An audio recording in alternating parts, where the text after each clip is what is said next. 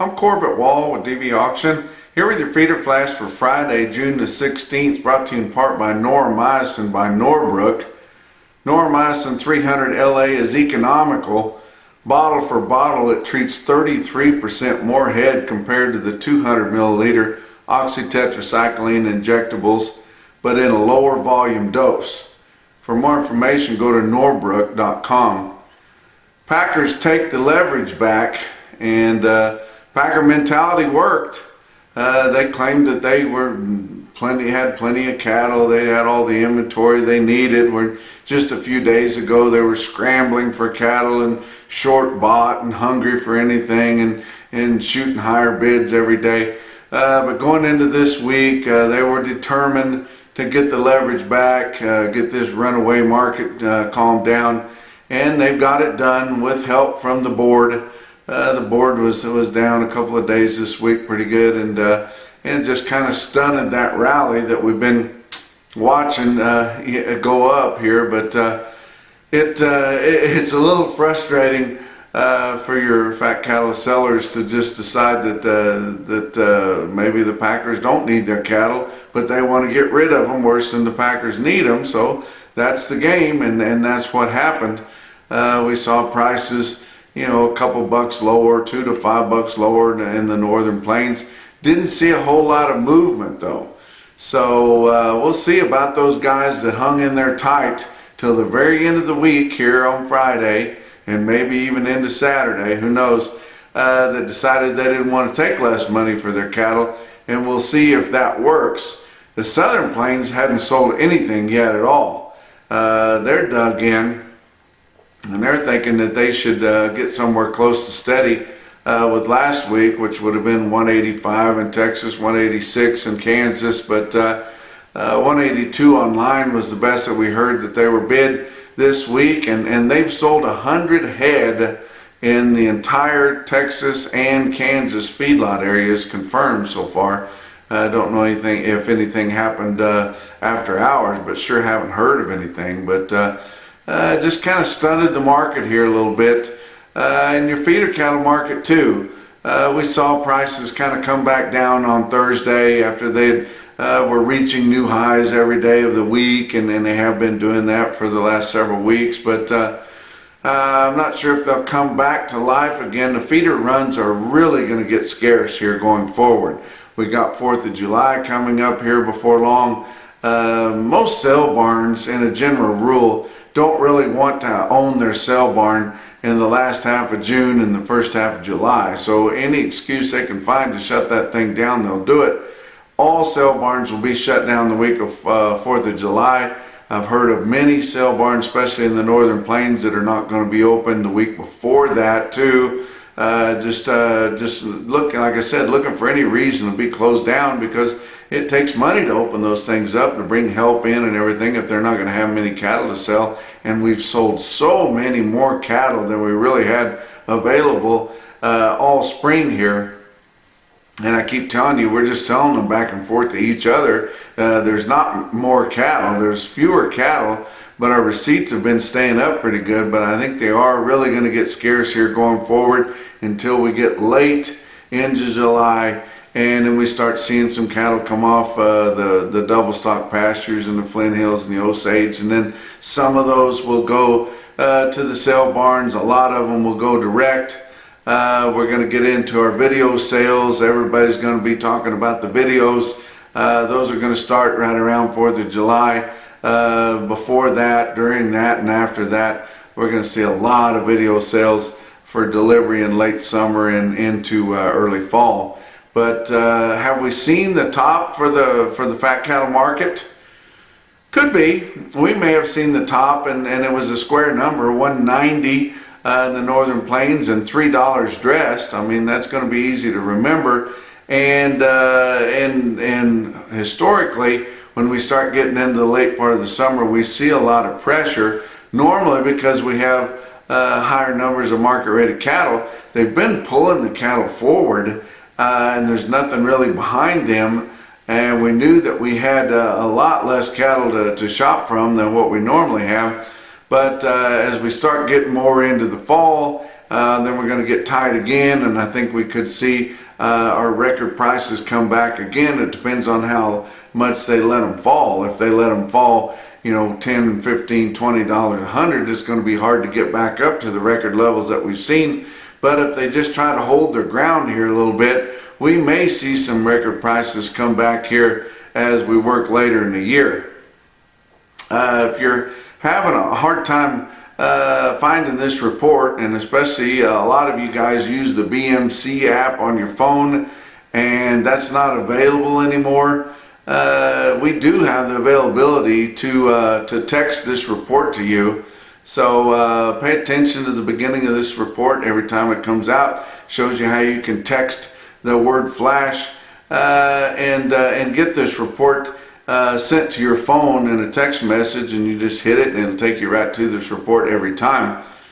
Talk about your board. Let's talk about the board for Thursday. June live cattle futures were up just 12 cents after being down hard, but 177.57, which doesn't sound very good when they were trading cattle on Thursday from 185 to 188. And we're getting so close to the end of the June live cattle contract and they don't converge anymore. And very frustrating for a lot of people that are watching. Your hedged cattle feeders, they love it because they always get a basis and they're getting where they count that and they figure that into their break even. So they're going to have to change that contract to get it to where they converge together. But August live cattle up 10 cents at 171.07. That doesn't sound all that great going off into the last part of the summer here. But your back months on live cattle down 10 cents to up 40 cents. August feeder cattle were down $1.77 at 234.12, still trading at a huge premium to what our current index levels are, but that is for August. And the industry knows there's going to be lighter runs there, and they know that the August cattle, the late July August cattle, are the very, very best cattle performance-wise that you can buy all year long. So they're keeping that up quite a bit, but it's quite a gap there to look at. But it doesn't bother us that much whenever your feeder cattle board are down that much when it's trading at such a premium to cash prices. But September was down $1.60 at 237.52. Your back months were all down on feeder cattle, also down $1.25 to down 175. December corn up huge. And I told you guys, if it didn't rain in the central corn belt or the eastern corn belt by June the 15th, something was going to happen. Well, it did happen. December corn went up 25.25 cents at 574.5. November new crop beans went up 52.25 cents at 1292.25.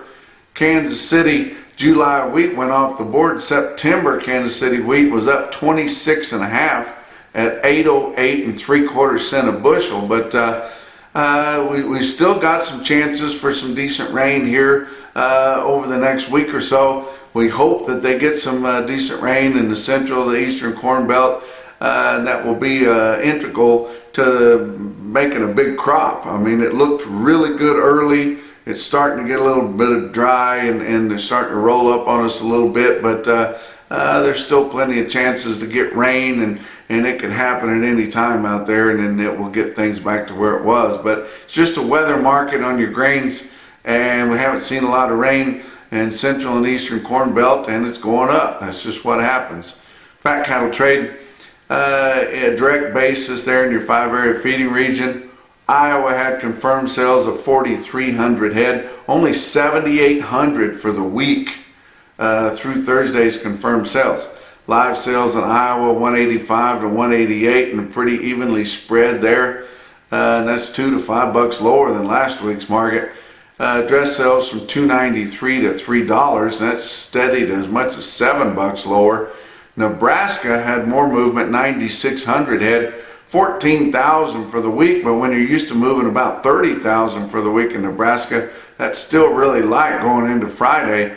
But live sales on Thursday in Nebraska were 185 to 186, and dress sales from 294 to 296.50. Like I said, the Southern Plains hadn't moved squat. Kansas 100 head, confirmed on Thursday at 296 dressed, and that's way up in northern Kansas there. Texas has not sold a hoof direct basis so far this week or on any online sale. Box beef cutout values were up sharply again. Choice up 301 at 342.07. Selects more moderately up 32 cents at 309.58. Your slaughter running at a very good clip this week. It was kind of disappointing last week because we had a lot lighter Friday than what we were expecting last week. But this week, up through the first 4 days of the week, 500,000 head. And that's 5,000 more than last week, 2,000 more than the same week a year ago. Actual slaughter information come back for the week ending June the 3rd. Had our average dressed steer carcass weight at 887. May not sound as heavy as what it's been, but it is kind of a record for this time of the year. So cattle have been performing well, and the weights are pretty good size. Talk about what else is going on. Safeguard wormer. Safeguard is highly effective with all formulations proven to kill over 91% of worms that affect cattle. For more information, go to safeguardworks.com. Talk about your feeder cattle market, your real-time index on DV auction late in the day on Thursday, sitting at 222.59 based on an 800-pound cash auction steer up through the middle 12 states. That was down $1.99 from just the end of Wednesday's trading, so down pretty significantly. We still had some stick-out sales, and I'll give them to you, but your high volume sales, and there weren't that many of them really because they're starting to wind down here as we get towards the middle of the summer. But Winter Livestock in Pratt, Kansas, they had 1,600 head there. Feeders were steady to $4 lower. And you look at some of the other sales that had a pretty good sale. Farmers and Ranchers Livestock in Salina, Kansas, they've gone to their wheat harvest break, which they always do every year, so won't be getting any big sales out of them, and it's an awful good time for them to take a break, hence why they do it. But Mitchell Livestock Marketing in Mitchell, South Dakota, you look at these 1,000 to 1,100 pound big feeding steers, and they sold from 192 to 204.85. Pretty good clip on big steers weighing over a grand up to almost 1,100 pounds there. And Mitchell Livestock Marketing was your national beef wire stick out sale of the day. And look at your best tested weights, and even some of those were light because we're just seeing lighter numbers. But 161 head of 8-weight steers in Mitchell, South Dakota averaged 838 with a weighted average price of 213.88. 127 head of 9-weight steers averaged 971, weighted average price there 208.29. I told you about the 1,000-pounders already. What about your heifers? 201 head of 7-weight heifers in Mitchell averaged 747 with a weighted average price of 206.48. 455 head of 8-weight heifers averaged 863, average price on those 198.16. And 366 head of 9-weight heifers, Mitchell, South Dakota, they averaged 929 pounds with a weighted average price of 192.86. Give you some other quotes from all around. How about Bluegrass Stockyard South in Stanford, Kentucky? They get them, guys. And they sell load lots there. It's not all one at a time, guys. Look at these 9-weight loads. Very impressive. Going through the ring in South Kentucky, guys, and selling from 201.50 to 211.75 on 9-weight steers.